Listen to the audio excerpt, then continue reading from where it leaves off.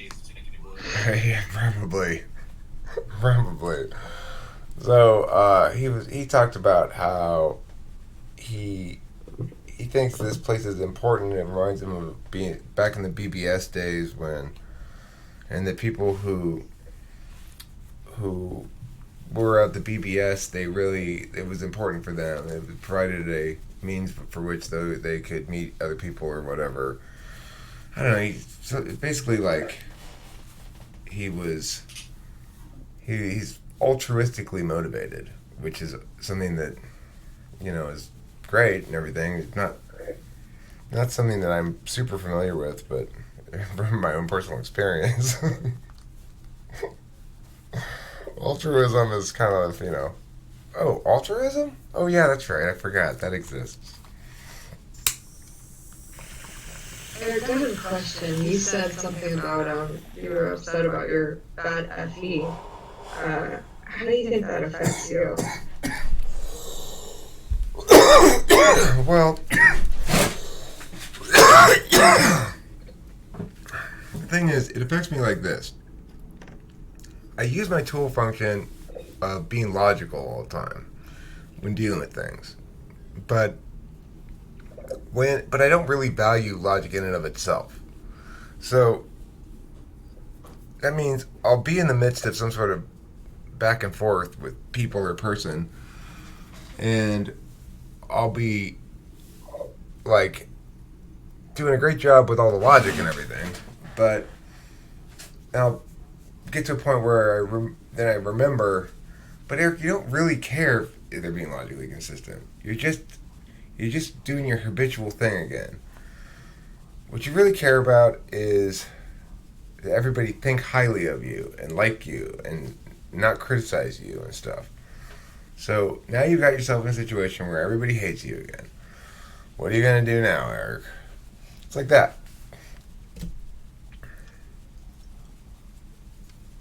Do you think you go through periods of time? I relate to this where I remember when I was in high school, I'd kind of be doing my thing for a while where I'd fuck around with people a little bit, and then every once in a while, someone would be like, "Oh, that really hurt," and then I can be like, "Oh," and then I'd kind of panic and I'd be like, "Oh, what do I do?" Yeah, then you feel bad. Yeah, that happens to me so much. I think it's one of the reasons why. I started hanging out with a certain crowd near the end of my high school year that was a really sensitive crowd, and I found that pretty much every single time I hung out with them, I was always walking on eggshells, and I was always like, well, I don't know what to do. I got to come up with a bunch of any ideas on how this is going to offend everybody, and I don't know. It feels like for a while it was my natural mode is I'd rather be a douchebag than be a nice guy, but I don't know. That was weird. I find myself in this rental out there world. It's easier to battle. That's the thing. It's easier to battle than it is to dance. And I might ultimately I like going to dances more than I like going to war.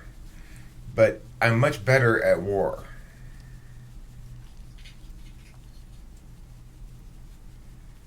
I see what you mean. So I'm the opposite. You're the opposite, Roxy? You like dancing? You're a better dancer, but you like to... playing better.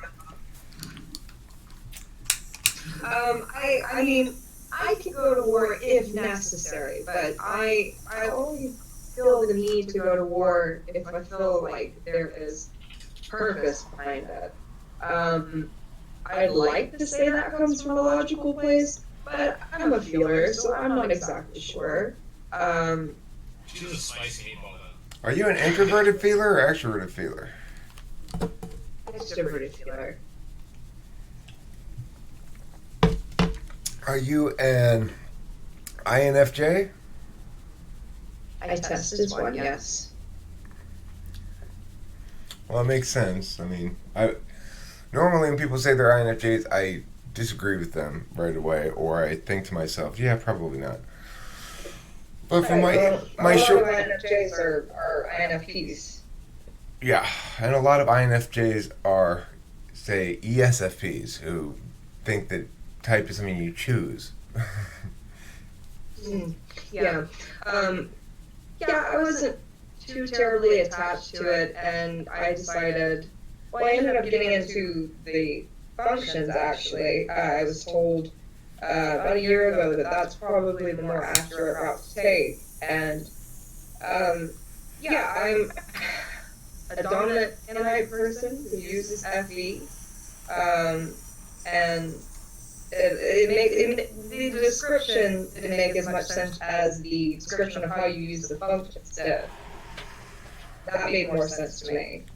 Although I did relate to the description as well, but it seemed as if anybody could say that they're this, Right. Well, ideally. Here's what I would call the value matrix for INFJ. If you're an INFJ, your implicit value is truth. In other words, something's got to resonate on a truth level for you to be interested in it at all. Your tool function is social grace or motivational matrices, objective motivation, and so it's a tool function. So it's an instrumental value. You value it for how you use it, not for itself. Your third function is for thinking, which would be your absolute value for yourself, like how you get paid. You get paid in your version of dollars are the logical consistencies, realization of all the specifics of the logical consistency of the NI mia that you mia.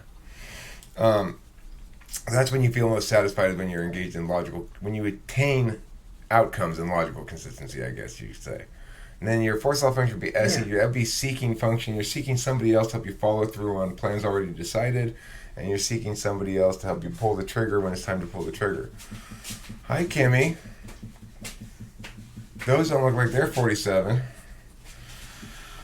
And then on the back end, your absolute value for other people, the way that you legitimize other people, is so somebody has to be at least passing in this for you to feel like they're legitimate, is novelty, originality, or creativity.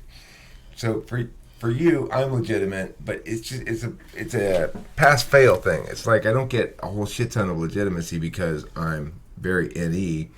I pass your legitimacy test.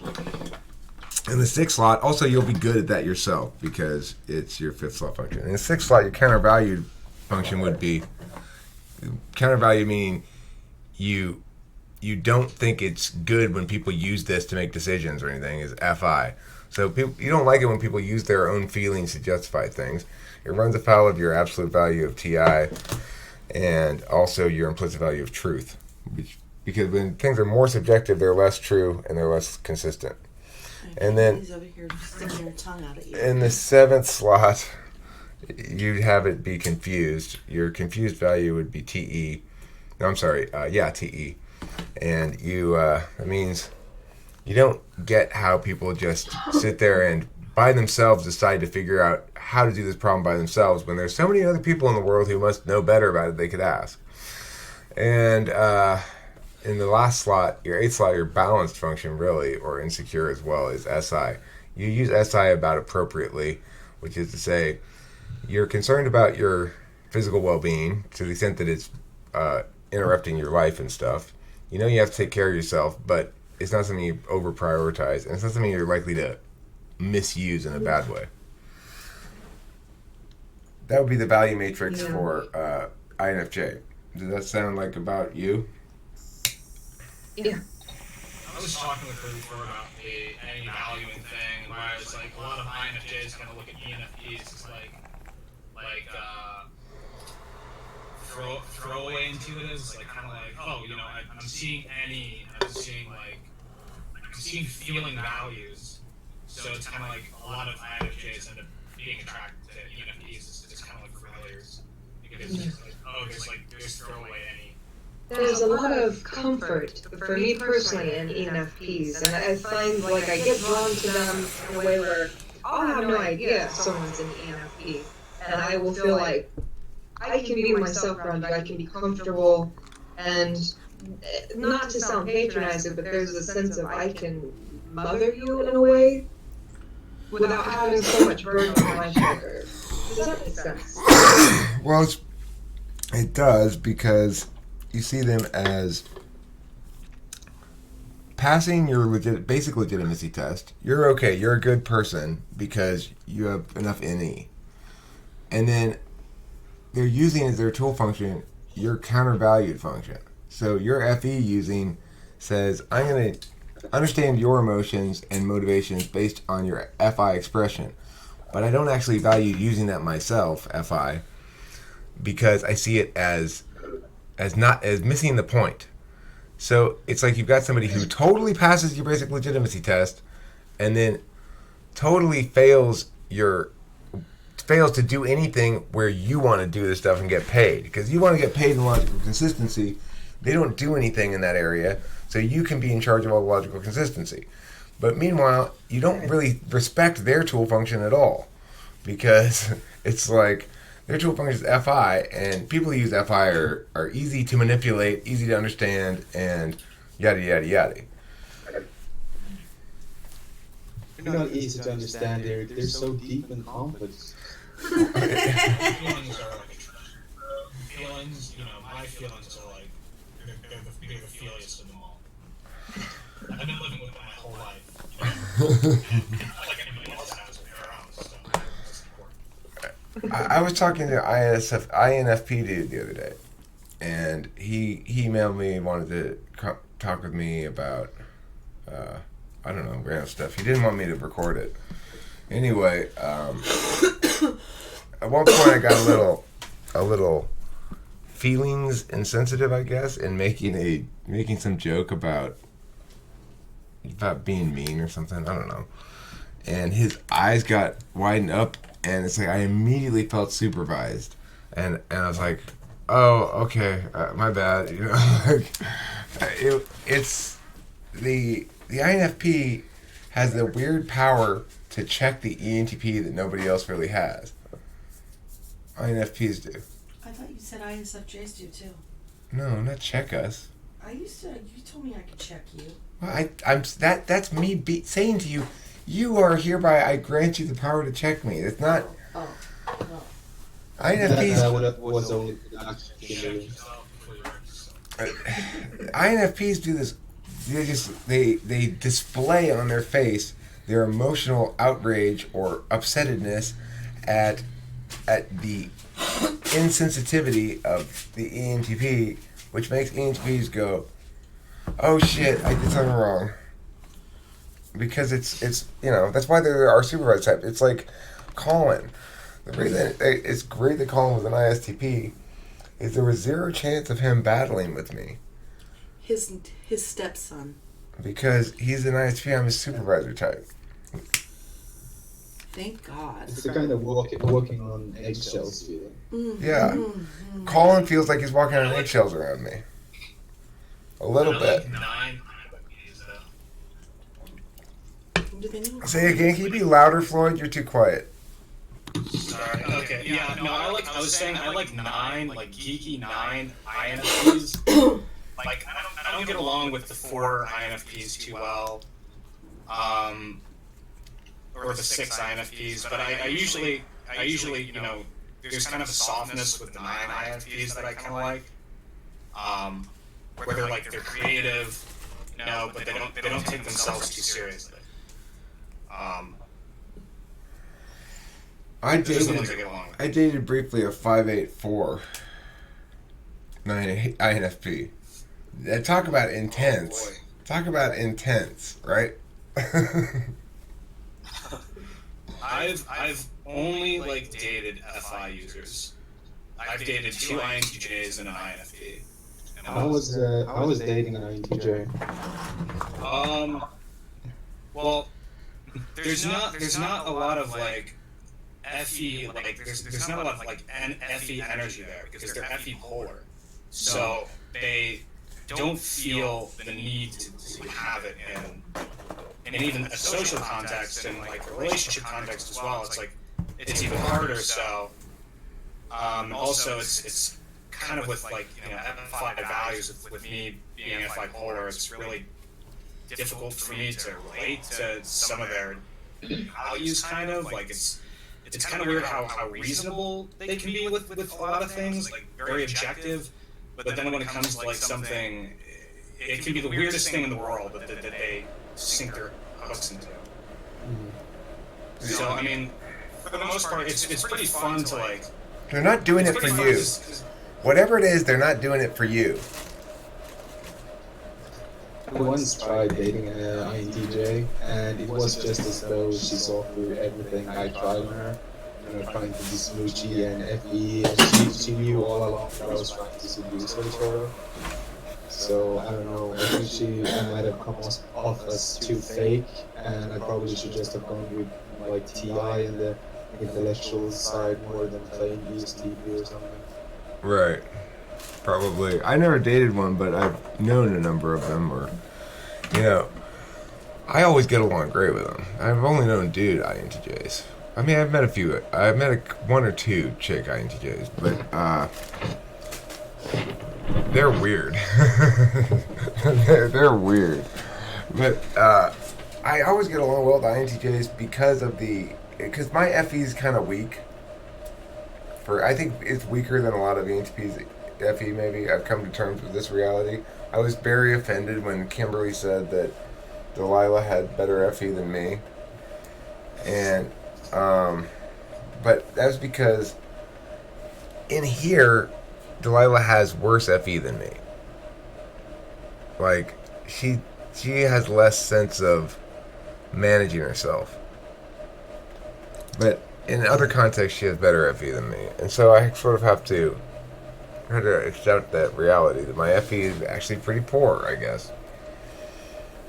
I think I made a conscious decision to work on my FE, like, in my junior to senior year. Like, end of junior year, beginning senior year, I made a conscious decision to work on my FE more. Because I got tired of... Not tired, but just kind of like, I noticed how I was, being more and more of, like, abrasive in social situations with things, and how I probably... I don't know, it's kind of like, I'd rather people like... I'd rather pick up the habit of getting people to like me than I would to piss people off. Yeah. But here's the thing I was talking to you about before, though. To me, it's okay if somebody doesn't have good FE, because where they lack, they make up in ways that somebody like me doesn't, and that's important. Wow, that's one of the most INFJ things I've heard. But it's really fundamentally true to me, at least. But it is. You have to be an INFJ because of the way Kim's reacting to things. Kim always rolls her eyes at everything INFJ-ish. I'm rolling my eyes. Yeah, I remember you saying that Jordan Peterson. Kim, like Jordan Peterson. Kim just rolls her eyes. Here's the thing about Jordan Peterson. I haven't watched more of his videos. I'm not sure what type he is. He might very well be an INFJ, or... I think he is. I think he's an INTJ. That's, INTJ and INTJ, the other ones I've heard. He seems very empirical in his talking. This is the thing. He's not... As I've watched more of his shit lately, he's got this empirics, punctuates his shit with empirics to make it sound sciencey, right? But he's not really... He's mostly making TI arguments. But he seems to be blind spotted FE or something, because he doesn't give a shit of people's opinions. No, he does give a shit. Doesn't seem like it. I mean, when he brought up the entire gender debate, he was triggering people all the fucking time. I mean, but that's kind of like... Well, that's a TI. You have to have a certain level of being comfortable if you're going to, talk about a topic like that. But, I mean, if you see the way that he debates, every person he's debated, he's had so much patience with misrepresenting his arguments, with it's I can't see an INTJ or a TE user, TE Dom or TE user really having that much patience to put up with somebody misrepresenting something that they're saying. And the reality is he's making a lot of TI style arguments. It's interesting watching him run afoul of his rejection of cognitive functions, though. When he's trying to explain relationships to people, Like, well, what should you look for in a mate? Well, if you should find somebody you can't find somebody who's too different, because if your conscientiousness and your blah, blah, blah conflict, and it's like, that's such a weak explanation, right? Whereas in contrast, a duality style explanation is, well, first of all, understand that you're seeking somebody else to do certain things for you. Everybody is. Everybody's seeking somebody else to do certain things for them. So you can start there. Like, what are you seeking someone else to do for you? And additionally, you're seeking to provide something for your partner. What are you seeking to provide? And so the answer to that is, well, I can only provide what I am. So what am I? I'm an idea machine. So, okay, fine. What am I seeking somebody else to provide? Somebody else, I'd like to follow behind me, pick up the ideas and organize them for me, please. Would be ideal. But that's not what I'm getting at all. But, the point is, if you try to present it as a necessary part of being you, that you're going to provide you and you're going to want somebody else to provide the complement, then you have a meaningful way to talk about relationships and shit. He falls apart on that, Well, I think like psychology, like a lot of it is like TE based. A lot of it is argument of authority when you think about it. Now, when you go into like psychoanalytics and things like that, and you go into like that area, there's more room for TI arguments about stuff. But meeting the people that I've met in that field, the field that I'm interested in, you meet a lot of people who are scared to death of the fact that it's a really malleable science. It's something that's heavily philosophically based and that is debatable, that's trying to constantly share itself with a podium of medicine. So I think a lot of, like, he's going to have like a lot of the TI talking style of things where he goes all over the place. I've noticed that in his lectures. But he's going to be like stating a lot of like, he's going to be making a lot of references in a really TE way with psychology. As a matter of fact. To make it sound more sciencey. I've studied this before. Yeah, it's like I've studied this for a while, and even if I have my doubts, I'm still going to stick to what I'm citing, right? You're still going to cite it. You're still going to cite it regardless of whether you stick with it even. So, and you're right about the authority thing. It's like, he's constantly naming authors. Like, well, we learned from Piaget that blah, blah, blah, blah. Well, who the fuck cares who it's from? Just talk about the thing, I guess it's a way of organizing it that's kind of easier, but that's just because I wasn't, I'm not an academic in psychology, I guess. Yeah. I mean, psychology, from what I've seen, at its root, it is, like, it's philosophical. It's a lot of philosophical questions. Right. Is what it is. I'm a whackademic. I'm a whackademic in psychology. I'm almost an academic, but kind of in a whack way. But it tries to organize itself as like a very like indisputable science, and a lot of it is politically swayed. It's something that is always changing. It's always interpretation. Right. Well, it's because I think psychology is best. I think psychological work is best done as we're doing it right now. Like, we're talking about it and understanding it on a meta level, both as objective observers, like pretending we're not part of the observation, and as subjective observers, understanding that our own cognitive functions are driving each of our manifestations of this shared reality at the moment, Yeah. Well, I mean, like, a good example is, like, yesterday I was talking to Sauce and John and Kestrel about addictions, and I kept trying to ask Kestrel what his definition of an addict was. And he said it was somebody who could not stop using. And I was kind of like, okay, like, cannot stop using. And he was asking, and I was telling him, well, I used to have a drug problem. I was an alcoholic. And he said, well, could you stop? And I was like, yeah, I could. Anybody could stop. If they couldn't stop, then, then how would alcoholics get clean? And it's like we were sticking to an all agreement of like what an addict was, and anytime we tried to bring in questions about what it is, and anytime I tried to insinuate that it was purely behavioral problems that came with the drug, it was just kind of like it kind of kept falling apart over and over again. I have a definition for you for addict. It's somebody who has an unsustainable temporal bargaining pattern in relation to a specific substance. Yeah, it's a philosophical issue with, should I use, or it's like to use or not to use always. That's what it is. I've like said like a long time ago, like being an addict is like the constant intellectualization of your own problem, of your own abuse. It's like trying to trick yourself. It's kind of what it is. So an addict is substance, not alcohol? Well, I believe that you're an addict to a specific substance only, and that most people who call themselves addicts or alcoholics aren't technically addicted. If you're technically addicted, then it means you're going to experience withdrawal symptoms when you quit, like physical withdrawal symptoms.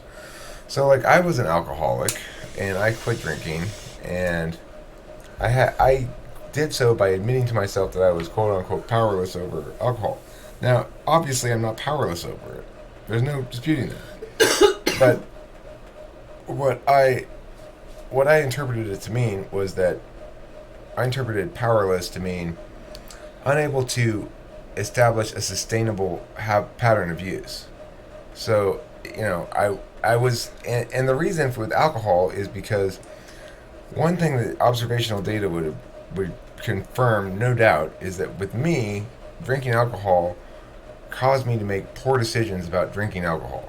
So it's like it interfered with my judgment about the substance itself, and that meant that it was a positive feedback loop, sort of too much drinking.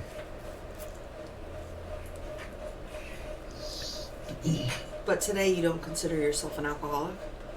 Well, I mean, I'm still an alcoholic in the sense that I can never drink again successfully. I don't believe I can. But regardless, it's part of a lot of magical thinking bargains I've got involved going on. Anyway, so it doesn't matter whether or not I can or not drink sustainably, because it's the fact that I don't drink and abstain from that as a quote-unquote sacrifice of some sort. Eliminates the problem altogether.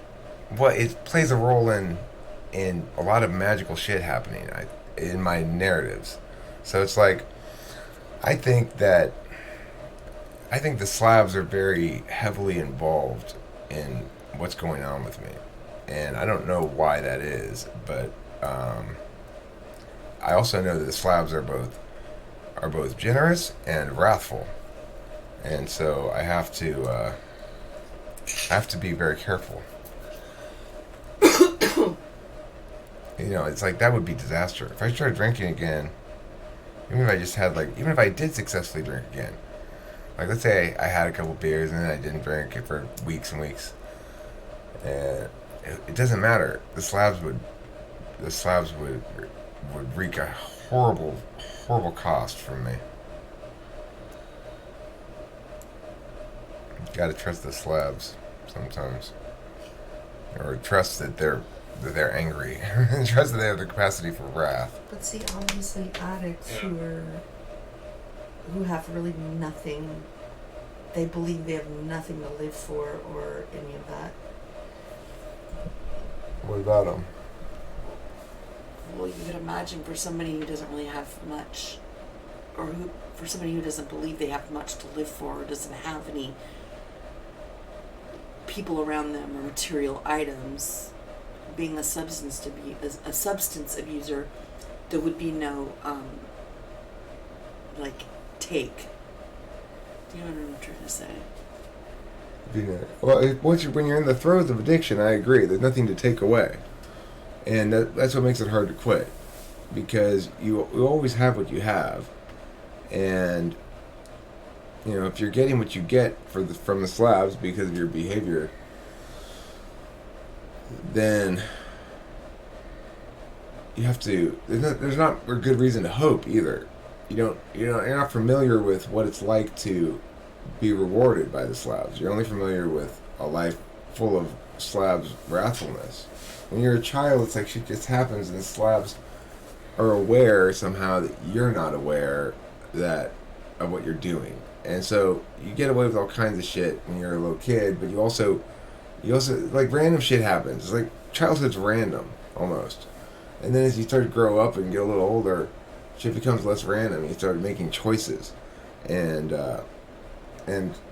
you're either choosing to reinforce narratives of purpose and agency and obligation and duty and stuff, or you're not.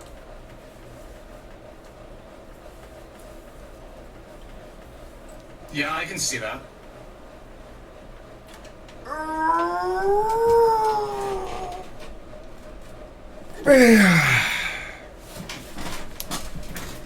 Happy birthday to you. Alright, thanks for watching Talking with Trans People. I've been host Eric, chatting with Floyd, Roxy, St. Jacob, and an unknown ESFP. Plus, guests chimed in a good point about the fact that it's because parents and other people control shit when you're a little kid. Somebody chimed in also. Roxy says, "Happy birthday, Kimmy." Thank you. And Happy birthday. Thank you. and to all the rest of you out there in viewership land, don't forget to eat plenty of cheese.